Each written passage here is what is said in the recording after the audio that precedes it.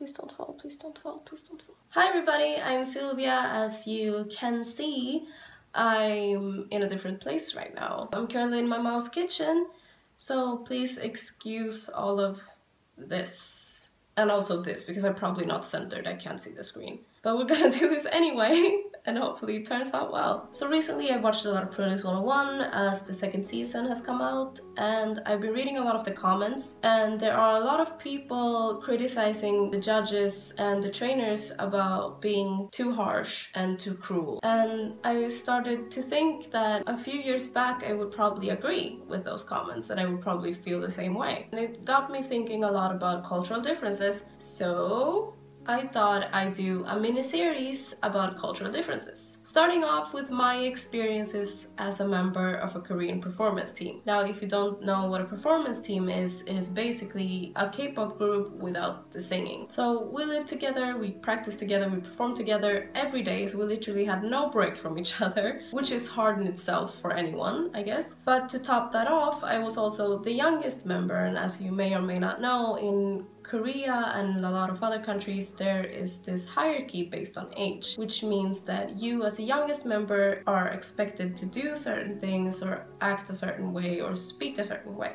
And due to me not being used to this, that caused a bit of tension in our group. In Sweden and a lot of other Western countries, there's little to none hierarchy based on age, so I tried my best at being as respectful as I could, but obviously I wasn't perfect at fulfilling my magne duties. All of a sudden I had to change my entire way of thinking and sort of change my entire personality. And that was really hard for me, and it was really hard for them. But I did get through it by thinking that I am the foreigner, it's my duty to learn their culture and their way of doing things and all of that stuff, as I would expect them to do if they were to come to Sweden. So to tie this in with Produce 101 again in the comments that I've seen, I was the member with the least amount of experience, so I had to learn a lot and they had to teach me a lot. And I guess I got used to the Korean way of teaching that from an outside perspective can look very cruel and very harsh. But in the end, the teachers are very passionate and they put their heart and their soul into teaching you and making you the best that you can be. So when they feel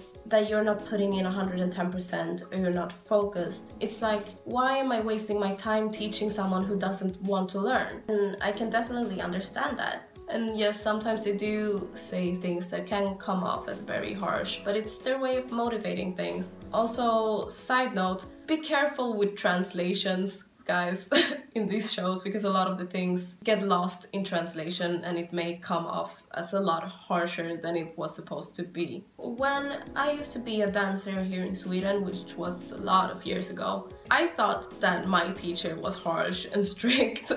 But she has nothing on the Korean teachers. In Sweden, it's like okay if you're not perfect. It's like as long as you're trying your best, that's good enough. That is not the case in Korea.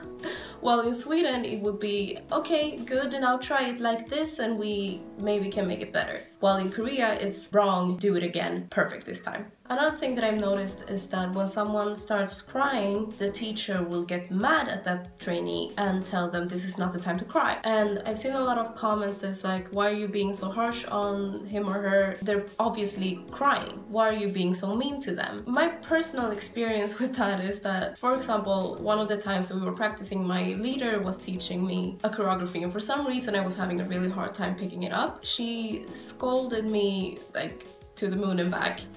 And I broke down crying because I got scared. That made her even angrier, and she told me that this is not the time to cry, this is the time to practice. Because we have this limited amount of time to practice.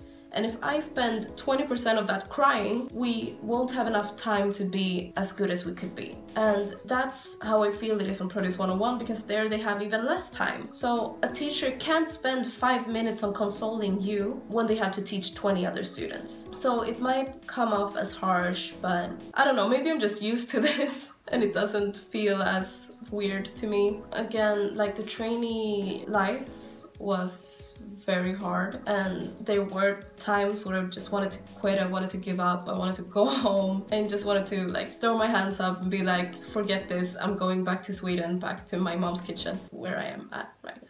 I didn't give up though, something else happened. The thought of me fulfilling my dream was motivation enough for me to not give up. And I guess that's how all of the trainees feel, not only in Produce 101, but in all of these companies. And in the end, we're making the choice of being there.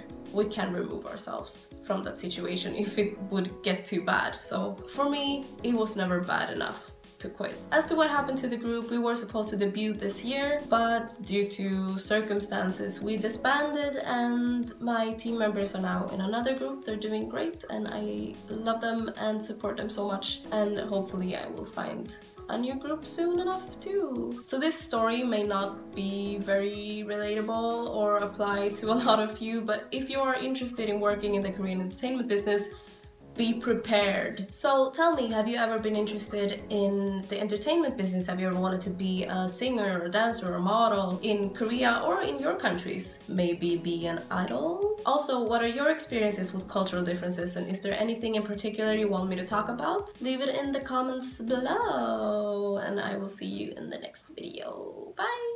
I also found my pictures from the last time in their student portfolio.